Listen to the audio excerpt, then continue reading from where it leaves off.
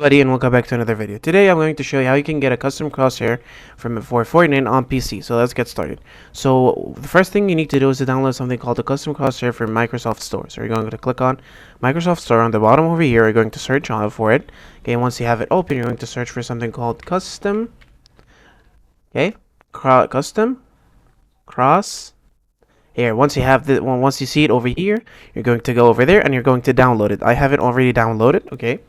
So once you download it, you're going to click something. You're going to click a shortcut called Windows G to activate Windows Game Bar. Okay, if you do not have that, if you click Windows G and it doesn't work, what you can do is basically go on to Start and go on to Settings, and from Gaming, you're going to go on Xbox Game Bar and make sure this is activated. Once it's activated, when you click Windows G, it is going to work. So let's go back to Windows G.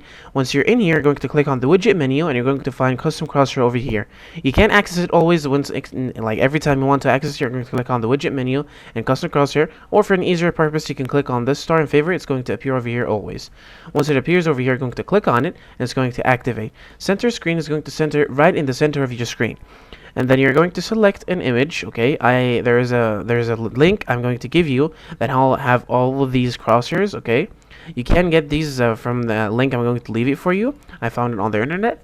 Okay, once you have it over here, you're going to go on PNG and you're going to have all of these crosshairs. I'll go. Let's say I'm going over here and I'm going to take this one. Okay, you're going to click on it. You're going to click open.